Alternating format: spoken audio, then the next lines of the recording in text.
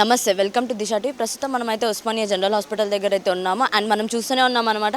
Ashok sir అయితే నిరాహార దీక్ష చేస్తూనే ఉన్నారు. అండ్ ఆయననైతే ఇక్కడ ఉస్మానియా జనరల్ హాస్పిటల్కి తరలించారు.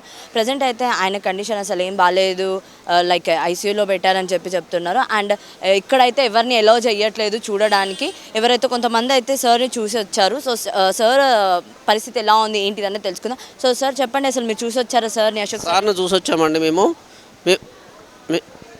మేము నిన్న నుంచి ఇక్కడ ఉన్నాము. నిన్న రాత్రి ఉదయం పొద్దుగాల 9 గంటలకు వచ్చాము. నైట్ 10 గంటల వరకు కూడా అలో చేయలేదు. బయటికి మాత్రం నిలబడితే ఒక అభ్యర్థి మాకు మొత్తం సార్తో పాటు ఒక గురుకుల అభ్యర్థి, ఒక గ్రూప్ 2 అభ్యర్థి, ఇంకొక కానిస్టేబుల్ అభ్యర్థి, మొత్తం 4 దీక్ష చేయడం జరుగుతుంది. అందులో ఒకరిని బయటికి పిలిపించి మాట్లాడించడం జరిగింది. సార్ పరిస్థితి అయితే విషమంగానే ఉంది. సార్ ఏం తీసుకోవట్లేడు. మొత్తం బ్లడ్ ప్లాంటెడ్ లెవెల్స్ పడిపోయినాయి. చాలా ఆందోళనకరమైనటువంటి పరిస్థితిలో సార్ యొక్క పరిస్థితి ఉంది. అదేవిధంగా ఈ మిగతా అభ్యర్థులు ఎవరైతే దీక్ష చేపట్టారో వాళ్ళకు బీపీ లెవెల్స్ బాగా డౌన్ అయినాయని చెప్పేసి వాళ్ళు బలవంతంగా సెలైన్స్ పెట్టించి వాళ్ళ ముగ్గురిని వేరు చేయడం జరిగింది. సార్నేమో వేరే ఐసీయూలకు షిఫ్ట్ చేయడం జరిగింది. ముఖ్యంగా ఇప్పుడు ప్రభుత్వం ఐసీయూలో ఉంటే కూడా చూద్దామని చాలామంది అభ్యర్థులు చాలామంది ఎక్కడెక్కడికి వెళ్ళి వచ్చి పోతే ఒక అభ్యర్థి లోపలికి వెళ్ళి మాట్లాడదామని పర్మిషన్ తీసుకొని వెళ్తే ఒక అతన్ని పైన కొట్టడం జరిగింది. కొట్టడం వల్ల అతనికి కొట్టారు కూడా, రక్తం వచ్చింది ఆ క్యాండిడేట్కు. ఆ పళ్ళు కూడా ఊడడం జరిగింది మేడం. ఆ విధంగా ఇక్కడ పోలీసులు దమనకాండ గట్టిగా చేస్తుంది. ఇది ప్రభుత్వం కావాలనే నిరుద్యోగుల్ని అణిచివేయడానికి ప్రభుత్వం చూస్తుందనే విషయం మాకు బాగా అర్థమవుతుంది మేడం. ఇప్పుడు ఉన్నటువంటి ఈ అబ్బాయి చూడండి మేడం, ఇక్కడ పళ్ళు ఊడేలా కొట్టారు, రక్తం వెళ్ళింది. ఏ విధంగా నేను అశోక్ సార్ హెల్త్ గురించి కనుక్కోవడానికి వచ్చిన మేడం. 4 రోజు నుంచి దీక్ష ఇస్తుండు. అయితే అక్కడ పర్మిషన్ తీసుకొని కానిస్టేబుల్తో మాట్లాడి పక్కన మాట్లాడుతున్నా. ఇంకో కానిస్టేబుల్ వచ్చి నన్ను చూడలేను, ఆయనను వచ్చి ఇట్లా కొట్టడం జరిగింది. పళ్ళు మొత్తం ఊసిపోయింది ఒకటి. బ్లడ్ చూడండి. నేను అడిగిన ఎందుకు కొడుతున్నారంటే మీరు ఇక్కడ ఎందుకు వచ్చిండ్రు, ఏం చేస్తున్నారు అంటున్నారు. నేను ఆల్రెడీ కానిస్టేబుల్ పర్మిషన్ తీసుకొని అక్కడ కానిస్టేబుల్ నా పక్కన ఉండడం మేము మాట్లాడుతున్నాం. కానిస్టేబుల్ నేను, ఇంకొక ఆయన వచ్చి కానిస్టేబుల్ నాకు తెలకుండానే కొట్టడం జరిగింది. పళ్ళు ఊసిపోయింది. మా ప్రభుత్వం అని, మా నిరుద్యోగుల ప్రభుత్వం అంటే దౌడాలు పలగొడుతున్నారు. అందుకనే తీసుకొచ్చింది కాంగ్రెస్ ప్రభుత్వం. ప్రతి ఒక్క నిరుద్యోగులు తిరిగి కాంగ్రెస్ ప్రభుత్వం రావాలని మేము వెంటాడి మరి బీఆర్ఎస్ ప్రభుత్వం ఓడించి కాంగ్రెస్ ప్రభుత్వం తీసుకొచ్చినాం. 2 లక్షల ఉద్యోగాలు ఇస్తున్నారు. ఉద్యోగాలు కాకుండా అసలు దౌడాలు పలగొడుతున్నారు. ఉద్యోగాలు కాదు, ఆ గ్రూప్ 1 పోస్టులు, గ్రూప్ 2 పోస్టులు, గ్రూప్ 3 పోస్టులు పెంచాలని కదా డిమాండ్ చేస్తున్నారు. టెట్ నిర్వహించాలని, డిఎస్సి పెట్టాలని కదా. Mega DSC పెడతామన్నారు, పెడతలేరు. 2 లక్షల ఉద్యోగాలు అన్నారు. 2 లక్షల ఉద్యోగాలు కాకుండా అసలు 30 ఇంతకుముందు ఇచ్చిన ప్రభుత్వాలు ఇచ్చిన ఉద్యోగాలే మేము ఇస్తున్నాం అని అంటున్నారు. కొత్త ఉద్యోగాలు ఎక్కడా లేవు. సార్ చేసే డిమాండ్లను కరెక్ట్ న్యాయబద్ధమైనవి కాబట్టి చేయండి. అందులో అసలు ఎందుకు అంటున్నారు, అసలు నిరాదీక్ష ఎందుకు చేస్తున్నారు, దానిపైన చర్చించండి సీఎం గారితో. చర్చించకుండా నిరుద్యోగులను కొట్టడం సరైనది కాదు కదా. అక్కడ పర్మిషన్ తీసుకునే ఉన్నా నేను. ఉద్యోగాలు న్యాయమైన డిమాండ్ల కోసమే కొట్లాడుతున్నారు. నేను సార్ ఆరోగ్యం ఎట్లా ఉందో పరామర్శించడానికి వచ్చిన. ప్రభుత్వం ఏదైతే చెప్పిందో మేడం, 2 లక్షల ఉద్యోగాలు ఇస్తానని చెప్పింది మేడం. వాస్తవంగా ప్రభుత్వం ఒక్క ఉద్యోగం కూడా వేసింది లేదు. గత ప్రభుత్వం వేసినటువంటి నోటిఫికేషన్లకు వీళ్ళు అపాయింట్మెంట్లు ఇస్తున్నారు. అపాయింట్మెంట్లు కూడా ఎలా ఇస్తున్నారు మేడం, వీళ్ళు షోయింగ్ చేసుకోవడానికి ఎల్బీ స్టేడియంలో మీటింగ్లు పెట్టి ఇచ్చుకోవడానికి ఒక ఆర్డర్ లేకుండా ఇవ్వడం వల్ల ఇలా గురుకులంలో పరిస్థితి మేడం. పైనుంచి డిగ్రీ లెక్చరర్ పీజీటీ టీజీటీ ఇవ్వకపోవడం వల్ల, అసెండింగ్ ఇవ్వకుండా డిసెండింగ్ ఇవ్వకుండా అసెండింగ్ ఇవ్వడం వల్ల దాదాపు ఇప్పుడు 4,000 ఉద్యోగాలు బ్యాక్లాగ్ అవుతున్నాయి. అవన్నింటి మిగిలించుకొని మేము 9,000 ఇచ్చినామని చెప్పుకుంటూ అలానే 4,000 మిగిలించుకొని ప్రభుత్వం ఈ విధంగా లబ్ధి పొందాలని చూస్తుంది. మరి అదేమని అడిగితే నిరుద్యోగుల్ని దమనకాండతో చేస్తుంది మేడం. వాస్తవంగా 2 లక్షల ఉద్యోగాలని ఇప్పటికి 2 ఉద్యోగాలు కూడా ఇవ్వలే మేడం కాంగ్రెస్ ప్రభుత్వం. మరి ఇచ్చే ఉద్యోగాలు కూడా గతపైన ఫేర్గా ఇస్తారంటే అలా ఇవ్వట్లేరు. మరి ఆ న్యాయమైన డిమాండ్లు అశోక్ సార్ గారు అడిగినటువంటిది ఏంది, గ్రూప్ 1 అదే 500 పోస్టులు కాదండి, ఒక 1000 పోస్టులు పెంచండి. గ్రూప్ 2 కూడా 2,000 పోస్టులు పెంచమని, గ్రూప్ 3లో 3,000 పెంచమని, డిఎస్సి ఒక 25,000 తోటి మీరే ఉన్నాయని ప్రతిపక్షంలో ఉండగా చెప్పినటువంటి వాళ్ళు ఇప్పుడు ఎటువైన పోస్టులు అదే 11,000 వేస్తే ఇలా 4 లక్షల మంది బీఈడీ చేసినటువంటి విద్యార్థులు ఉంటే అలా 2,600 పోస్టులు ఎంతమందికి ఎన్ని పోస్టులు వస్తాయండి? ఏ విధంగా ఆలోచిస్తున్నారు వీళ్ళు? ఇలా ఓట్ల కోసం చూస్తున్నారు తప్ప జనాల్ని ఎట్లానా అణచివేయాలనే ఆలోచన ఉంది తప్ప నిరుద్యోగుల సమస్యలు ఏందనేది చూసుకోవట్లేదు.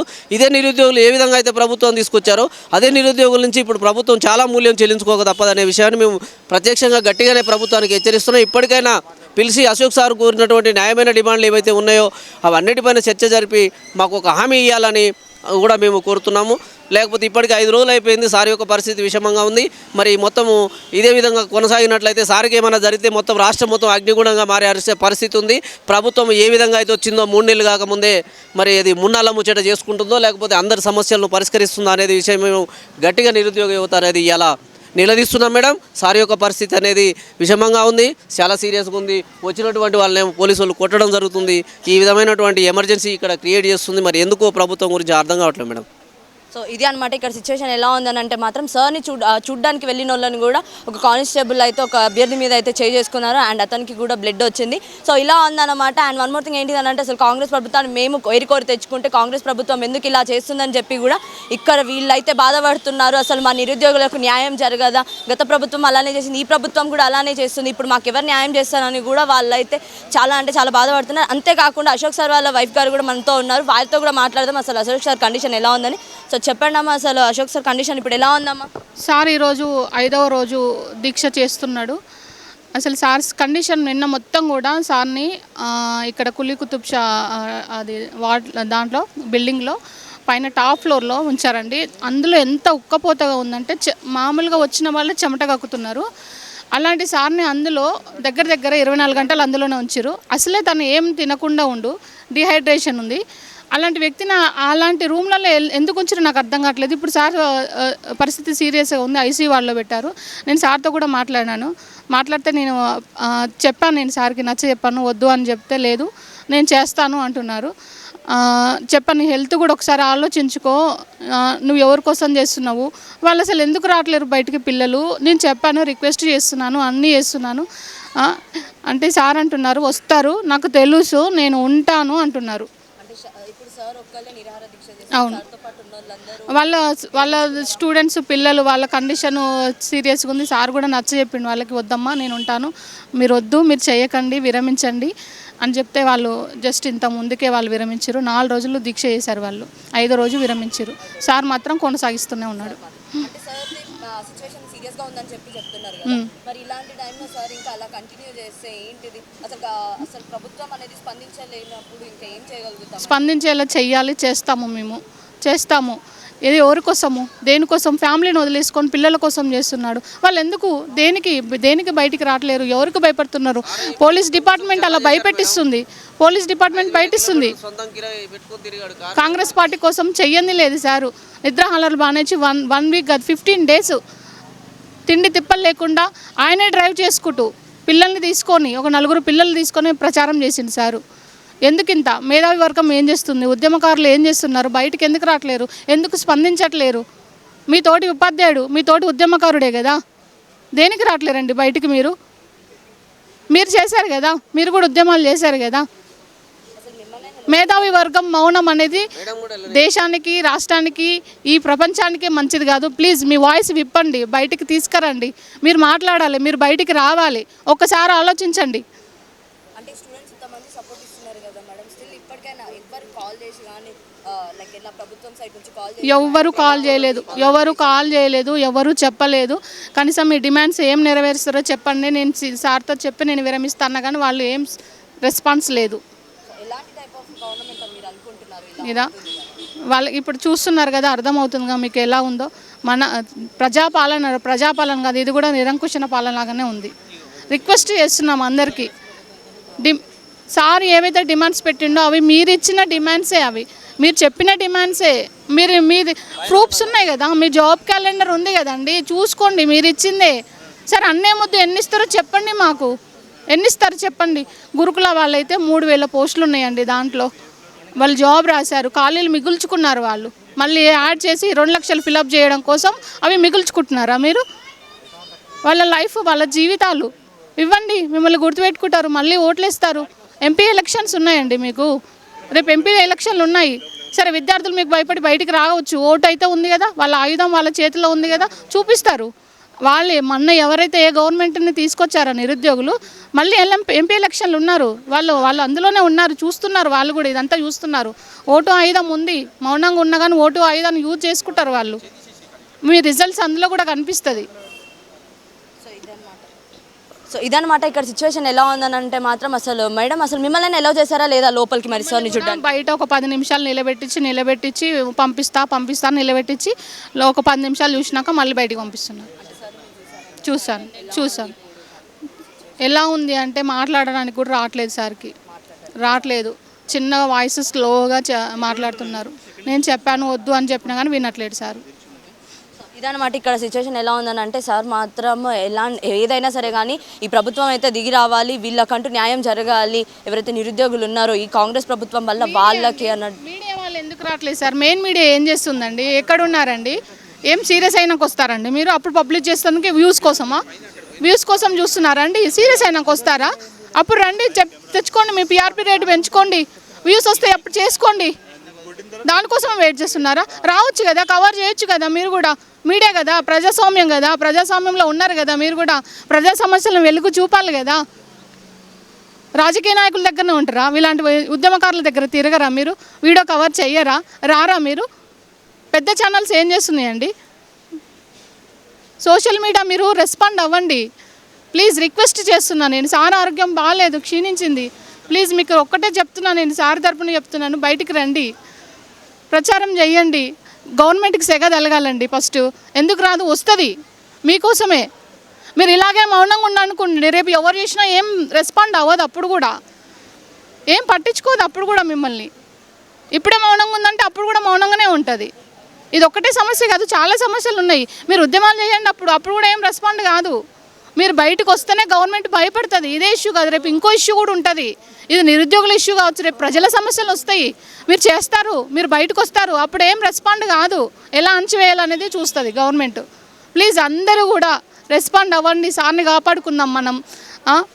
సార్ కోసం మీకోసమే చేస్తున్నారు, ఒకసారి ఆలోచించండి. ఇదనమాట ఇక్కడ సిచ్యువేషన్. అండ్ మనం చూసుకోవచ్చు కూడా మన వెనకాల కూడా చాలా మంది అయితే వచ్చేసారు. అది కూడా అశోక్ సార్ని చూడడానికి వచ్చారు, అశోక్ సార్కి సపోర్ట్గా వాళ్ళందరూ అయితే వచ్చారు. సో కొంతమంది అయితే మాట్లాడదాం. సో చెప్పండి అమ్మా, మీరు? నేను గోదావరికేనండి, పెద్దపల్లి డిస్టిక్. అక్కడ నుండి నేను ఇక్కడ సార్కి మద్దతు ఇవ్వడానికని వచ్చాను. సార్ 5 రోజులుగా నిరాహార దీక్ష చేస్తున్నారండి. చాలామంది కూడా కొంతమంది రెస్పాండ్ అవుతున్నారు, కొంతమంది రెస్పాండ్ అవ్వట్లేదు. మేము గురుకుల ఆస్పిరెంట్స్ అండి, 1:2 అభ్యర్థులం మేము అందరం కూడాను. మేమంతా 1:2లో వచ్చిన వాళ్ళం అందరము. మాకు రీలింక్విష్మెంట్ ఆప్షన్ ఇచ్చేసి డిసెండింగ్ ఆర్డర్లో ఇచ్చారనుకోండి, మాకు దగ్గర అన్ని పోస్టులు ఫిల్ అయిపోతాయండి. కాకపోతే గవర్నమెంట్ ఏం చేస్తుంది అంటే 5,000 పోస్టులు మాత్రమే ఫిల్ చేసింది, మిగతా 4,000 పోస్టుల వరకు కూడాను బ్యాక్లాగ్ వేయాలని చూస్తుంది. ఆ బ్యాక్లాగ్ వేయకుండా మేము రీలింక్విష్మెంట్ కోసం అనేసి ఫైట్ చేస్తున్నాం. డిసెండింగ్ ఆర్డర్లో కనుక పోస్టులన్నీ ఫిల్ చేసింది అనుకోండి, అప్పుడు మాకు రీలింక్విష్మెంట్ ఆప్షన్ కింద పోస్టులన్నీ కూడా ఇప్పుడు 1:2లో ఎవరైతే ఉన్నామో వాళ్ళందరికీ కూడా జాబ్స్ వస్తాయండి. ఆ జాబ్స్ కోసం అనేసి మేము ఇక్కడి వరకు వచ్చాము. గత 45 రోజుల నుండి మేము ఫైట్ చేస్తున్నాం, కానీ గవర్నమెంట్ మాత్రం అస్సలు సపోర్ట్ చేయట్లేదు, రెస్పాండ్ అవ్వట్లేదు. మేము సెక్రటేరియట్కి వెళ్ళాము, ప్రజాభవన్కి వెళ్ళాము, తర్వాత గాంధీ భవన్కి వెళ్ళాము, కోదండరాం సార్ని కలిసాము, ఆర్ఎస్ ప్రవీణ్ కుమార్ సార్ని కలిసాము, కృష్ణ సార్ దగ్గర కలిసాము. ప్రతి ఒక్కరిని కలుస్తున్నాము, ఎమ్మెల్యేలను, ఎమ్మెల్సీలను అందరినీ కలుస్తున్నాం. కానీ ఎవరు కూడా మేము చర్చిస్తున్నాము అనే చెప్తున్నారు, కానీ అది ఎంతకు కూడా కొలిక్కి రావట్లేదు సమస్య. ఎవరు కూడా మాకు పరిష్కారం చూపించట్లేదు. అందుకోసం అనేసి అశోక్ సార్ ఇప్పుడు 5 రోజులుగా ఆమరణ నిరాహార దీక్ష చేస్తున్నారు. ఆ సార్ కోసం అనేసి మేము వచ్చాము. అసలు డిసెండింగ్ ఆర్డర్ ఫాలో కాకపోవడం, అన్ని సబ్జెక్టులకు కామన్ పేపర్ పెట్టడం పెద్ద మిస్టేక్ జరిగిందండి. దానివల్ల మా ఒక్క జాబే 4-5కి రావడం జరిగింది. ఒక్కరికే 4 జాబులు రావడం వల్ల మేమందరం కూడా బ్యాక్లాగ్ అయిపోతున్నాం, మాకు జాబులు రాకుండా అయిపోయింది. నా పేరు క్రాంతి, నాది హైదరాబాదే. మార్నింగ్ వీడియో చూడడం జరిగింది, అక్కడ ఆయన చాలా ఇబ్బంది పెడుతుర్రు అని చెప్పేసి. ఈరోజు ప్రజాస్వామ్యంలో గొంతు వినిపించే హక్కు కూడా లేకపోతే ఇక దాన్ని ప్రజాస్వామ్యం అని అయితే అనరు. ఎందుకంటే ఇంతకుముందు అప్రజాస్వామికంగా ఉందని చెప్పేసి టీఆర్ఎస్ ప్రభుత్వాన్ని గద్దె దించి అవతల పడేసిర్రు. ఇప్పుడు ఇది ఏమైపోతుందంటే కాంగ్రెస్ వాళ్ళు వచ్చినాక కూడా వ్యవస్థ అదే ఉంటుంది, పోలీసులు వాళ్ళే ఉన్నారు. ఎందుకంటే ఒక తమ్ముని ఇందాక కొట్టిర్రు, రక్తం వచ్చింది. ఇప్పుడు అంటే పోలీసుల తీరిగా మారదా? ప్రభుత్వాలు మారుతుంటే ముఖ్యమంత్రి ఏం బీక్తుండు అని చెప్పేసి నేను ప్రశ్నిస్తున్నాను ఈరోజు. ఒకటే ఒక విషయం, ఇక్కడ కాదు ఎక్కడనైనా పోండి, లాయర్లను కూడా లోపలేస్తాం, కాల్చి పడేస్తాం అనే మాటలు పోలీసులు ఈరోజు మాట్లాడుతున్నారు. అంత దరిద్రమైన వ్యవస్థలో మనం బతుకుతున్నాం. ఇప్పుడు ఆయన చేసిన తప్పేంది? పోయి సార్ని చూస్తా అన్నాడు, దానికి కొడతారా?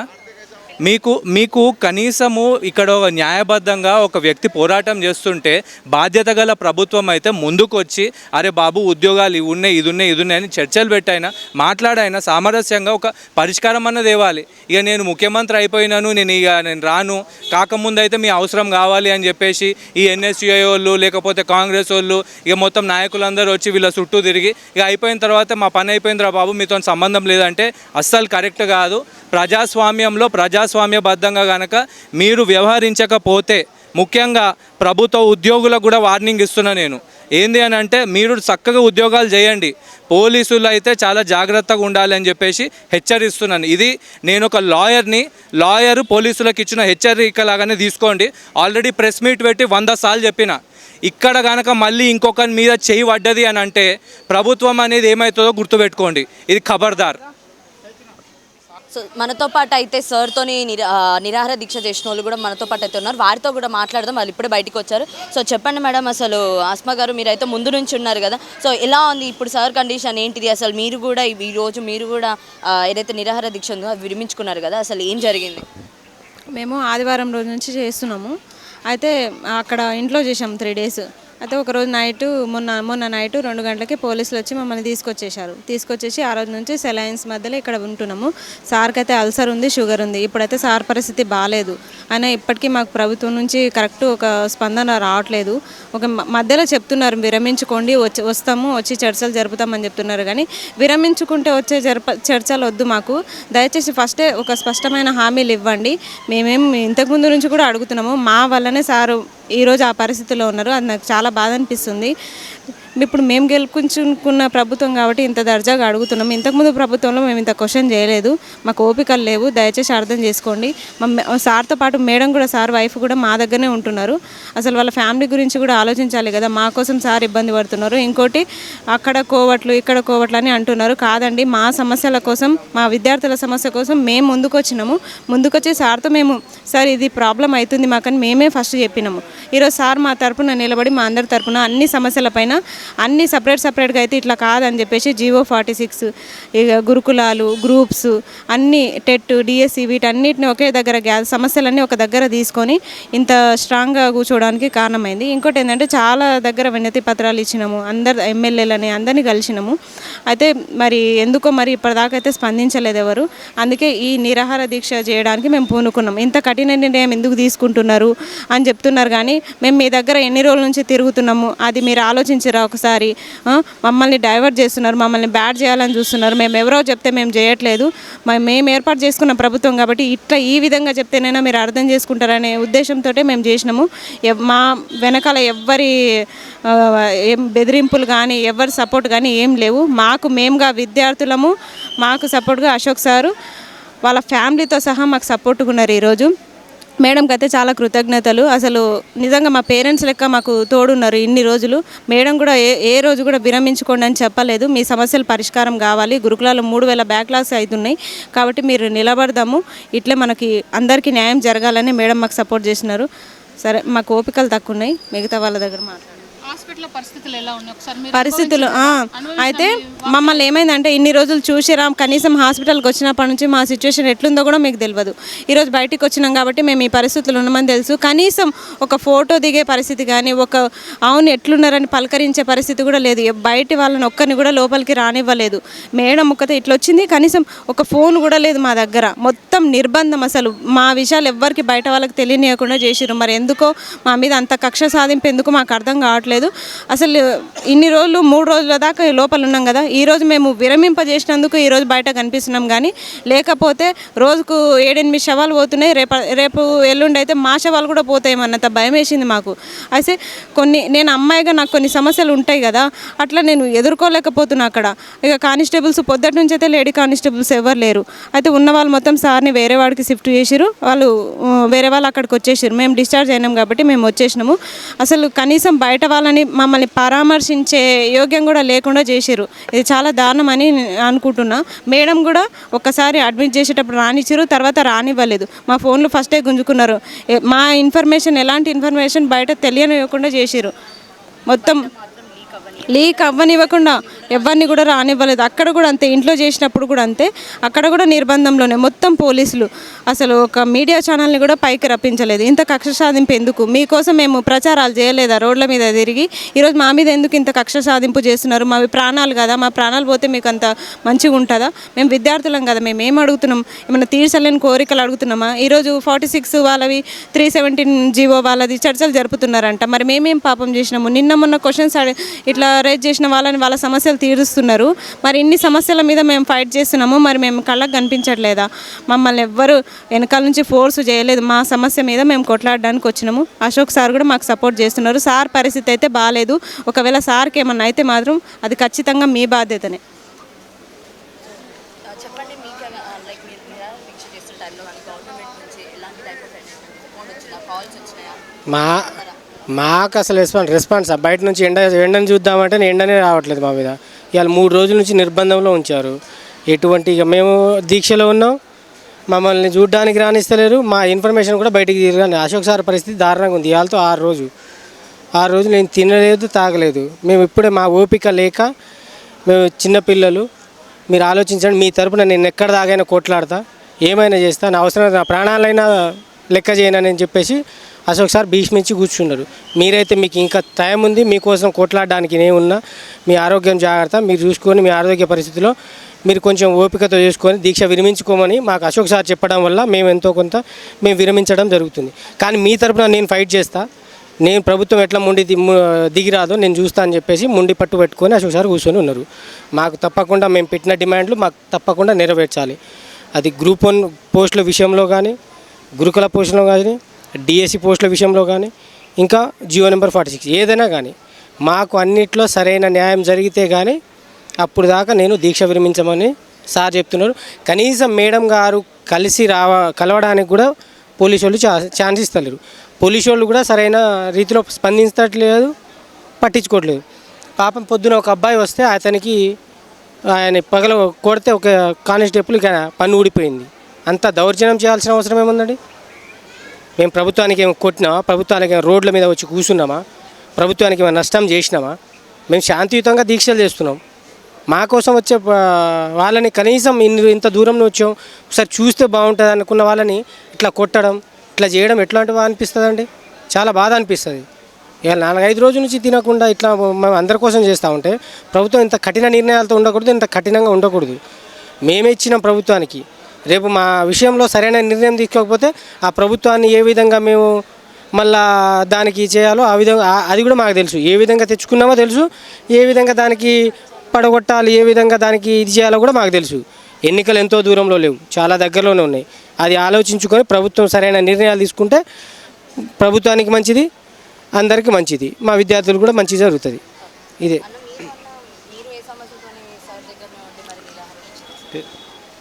నిరుద్యోగ సమస్యలు చాలా ఉన్నాయి. సమస్యలు ఉన్నాయని మెయిన్ అజెండా అంటే సమస్యలు చాలా ఉన్నాయి కాబట్టి మీరు ప్రభుత్వ ఉద్యోగ వాళ్ళతోటి మీటింగ్ పెడుతున్నారు. కనీసం నిరుద్యోగులతో ఒక మీటింగ్ పెడితే, చర్చలు పెడితే సఫలీకృతం అవుతాయి కదా. వాళ్ళతో సఫలీకృతం అయినప్పుడు మాతోటి ఎందుకు కావు? ఒక మీటింగ్ పెట్టండి మాతోటి. అంటే ప్రతి ఒక్క డిపార్ట్మెంట్ నుంచి ఒక 5 మెంబర్స్ని తీసుకొచ్చి మీరు ఒక మీటింగ్ పెడితే ఎందుకు సఫలీకృతం కావట్లేదు అసలు ఇంటర్నల్గా మీకు తెలిసినా మాకు కూడా చెప్తే మాకు కూడా అర్థమవుతాయి కదా. అవును, దీని సమస్యలు ఉన్నాయి, దీన్ని మనం ఎట్లా చేద్దాం అనేది ఒక సమస్య అయితే బయటకు వస్తుంది, పరిష్కారం దొరుకుతుంది కదా. మీరు ఇంత ముండిగా కూర్చోవడం అది మాకు నచ్చలేదు, అందుకే మేము నిరాహార చేసాము. ఇంకా బయట ఏం జరుగుతుందో మాకు తెలియలేదు. రేపు ప్రెస్ మీట్ పెడదాం అనుకుంటున్నాము. ఇవన్నీ బయట తెలిసిన తర్వాత ప్రెస్ మీట్ పెట్టి సార్ని ఒకవేళ ఇవాళ అంటున్నారు సార్ని మేము అన్నాం, ఎందుకంటే సార్ పరిస్థితి బాగాలేదు, సార్ చాలా మొండిగా కూర్చున్నాడు. ఎందుకంటే మేము కూడా అట్లే ఉంటే బాగోదని చెప్పేసి మేము విరమించుకున్నాం. సార్ని ఒకసారి మేము కన్సల్ట్ అయ్యి మళ్ళీ ఒకసారి ఒక ప్లాన్ ఈజీ చేయండి సార్, ఎందుకంటే ఆరోగ్యం బాగుంటేనే మనం ఏదైనా చేయొచ్చు అని చెప్పేసి మేము బయటకు వచ్చాము. సో ఇదనమాట ఇక్కడ సిచ్యువేషన్ ఎలా ఉంది అని అంటే మాత్రం మమ్మల్ని అయితే జనరల్గా చెప్పాలంటే మమ్మల్ని అయితే ఎక్కడో పెట్టేసి మమ్మల్ని నిర్బంధన చేశారు. అసలు మా మీద ఎండ కూడా తగలకుండా అంతగా మమ్మల్ని అయితే గదిలో బందీ చేసినట్టే అని చెప్పి వీళ్ళైతే చెప్తున్నారు. అంతేకాకుండా మేమైతే ఎలా అని అంటే మేము చేస్తున్నా కూడా మమ్మల్ని అసలు మా దగ్గరికి ఎవరిని రానియట్లేదు, మా వాళ్ళని కూడా మా దగ్గరికి రానియట్లేదు, మమ్మల్ని పరామర్శించడానికి వచ్చిన వాళ్ళని కూడా మా దగ్గరికి రానియకుండా వీళ్ళు మొత్తం ఒక నిర్బంధన అలా పెట్టేసి అసలు ఎవరిని కూడా దగ్గర చెయ్యనియలేదు అని చెప్పి వీరైతే అంటున్నారు. అండ్ వన్ మోర్ థింగ్ ఏంటిది అని అంటే ఇక్కడ మమ్మల్ని ఏంటిది లైక్ మేము ఫైట్ చేస్తున్నాం, మమ్మల్ని ఏమో వాళ్ళు అసలు ఇంత కూడా చూడట్లేదు. ఏదేదో విషయాల మీద లైక్ కొన్ని చర్చలు అయితే పెడుతున్నారు. మరి అలాంటిది ఈ గురుకుల పోస్టులు కానీ గ్రూప్ 1 గ్రూప్ 3 గ్రూప్ 2 పోస్టులలో కూడా పెంపులు జరగాలని చెప్పి వీళ్ళైతే ఇక్కడ నిరాహార దీక్ష చేసి మరి ఇక్కడికి ఈరోజు జనరల్గా చెప్పాలని అంటే మొన్న లైక్ midnight 2 o'clock అయితే అశోక్ సార్ని తీసుకొచ్చి ఇక్కడ హాస్పిటల్లో జాయిన్ చేశారు. అప్పటి నుంచి ఇప్పటిదాకా కూడా వాళ్ళ వైఫ్ అనే